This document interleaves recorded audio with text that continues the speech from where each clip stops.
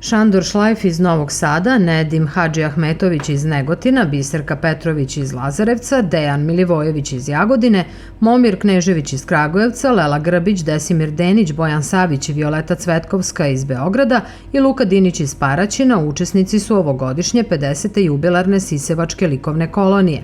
Svoja dela stvaraju u svojevrsnom ateljeu hotela Koliba na Grzi, gde je sve u znaku slikarstva, različitih senzibiliteta i inspiracije umetnika. Ovde smo od petka, od 15.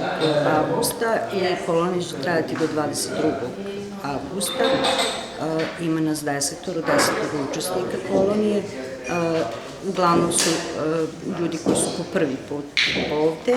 Imamo 2 učesnika koji su ranije godina učestvovali, ja sad tačno ne znam koje godine, ali su bili već. Pa utisci, morate za utiske njih da pitate, u principu mi se uvek ovde lepo osjećamo i kao domaćini i kao učesnici, sad vidjet ćemo. Svako od učesnika, odnosno svako od slikara, naslikao je po 2, tako, svoje slike koje će ostati u fundusu Kulturnog centra u Paraćinu i naravno bit će tu i nekih pratećih aktivnosti, ali kakve su tehnike zastupljene i kako se radilo?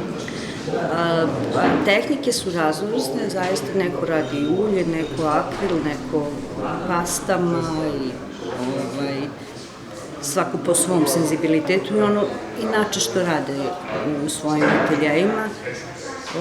Da, po 2 platna se ostavljaju u gradu, čuva i kulturni centar u našim fundusima, format 80x60 i 50x60. Iako po prvi put učestvuju na Sisevačkoj likovnoj koloniji, umetnici Bojan Savić i Biserka Petrović dele pozitivne utiske, a posebno zbog činjenice da su deo jubilarne 50. Hvala prvo domaćinima na pozivu koji su fenomenalno odradili svoj zadatak.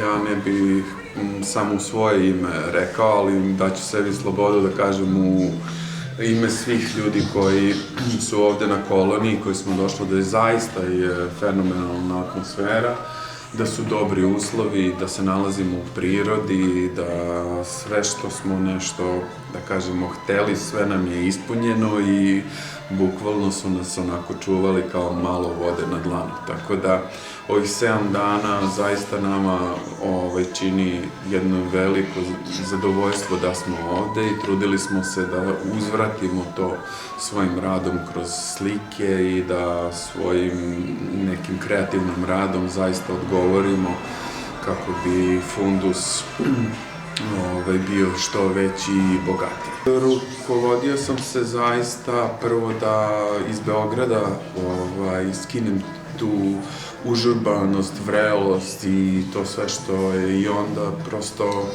je to što je ostalo iz Mediterana, pošto smo supruga i ja baš bili u Lisabonu, onda su tu predstavljeni neki okean, brodovi i prosto nešto što nosim u sebi, neko putovanje i tako. Pa utisci su fenomenalni, stvarno jako pozitivni i velika mi je čast da sam na 50. koloniji, pošto nikada nisam prisustvovala ni pozvana pre ovoga puta. A sada je 50. jubilarna, tako da jako mi je drago i hvala organizatorima na pozivu. Vidimo da ste vi u crno-beloj kombinaciji, takve su i slike. Da li postoji neki poseban povod što ste baš tako ovde radili? Crno-bela kombinacija, ova kombinacija je slučajna, doduše Kecilja koja nam je crno-bela povukla malo, a slike su crno-bele kada radim akrile, radim crno-belo većinom, jer ne radim crtež, nego u slici u stvari pravim crtež monohromatskim crno-belim tonovima i tada sam brža i tada imam jači kontrast koji meni jako puno znači, pošto se u slikama vodim konceptom koji se bavi malo psihologijom i malo se bavi unutrašnjim svetom i jakim kontrastima u životu, a i ovim vizualnim koje dobijam crno-belom bojom.